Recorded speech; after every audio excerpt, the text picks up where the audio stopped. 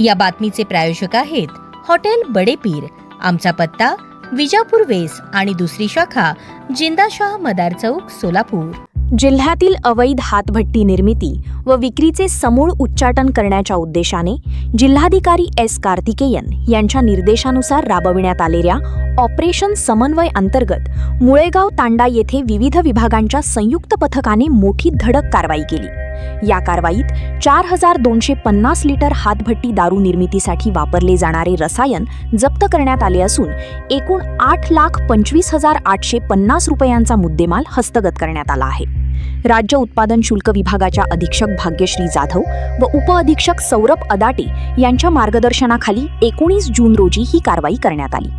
मोहिमेत राज्य उत्पादन शुल्क विभाग, वन विभाग, महावितरण, ग्रामीण पोलीस ठाणे, महसूल विभागाचे तलाठी आरिफ हुडीवाले तसेच मुळेगावच्या पोलीस पाटील अश्विनी राठोड यांनी सहभाग घेतला।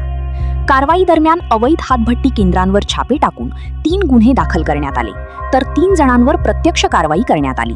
यामध्ये 1,67,850 रुपयांचा मुद्देमाल जप्त करण्यात आला। याशिवाय अवैध सॉमिल व हातभट्ट्यांसाठी अनधिकृतपणे वीज वापर सुरू असल्याचे आढळून आले। महावितरण विभागाने तत्काळ कारवाई करत 4 बेकायदा वीज जोडण्या तोडल्या, तसेच 400 मीटर वीज वायर जप्त करून सुमारे 8,000 रुपयांचा मुद्देमाल हस्तगत केला। कारवाई दरम्यान लाकूड कापण्याचे मशीनही जप्त करण्यात आले। दरम्यान 1 एप्रिल ते 19 जून 2026 या कालावधीत जिल्ह्यात राज्य उत्पादन शुल्क विभागाने अवैध मद्य निर्मिती व विक्री विरोधात 708 गुन्हे दाखल केले आहेत।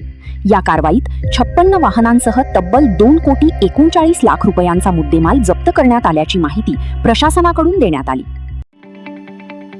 ताज्या बातम्या पाहण्यासाठी प्राईम महाराष्ट्र न्यूज चॅनलला सबस्क्राईब करा।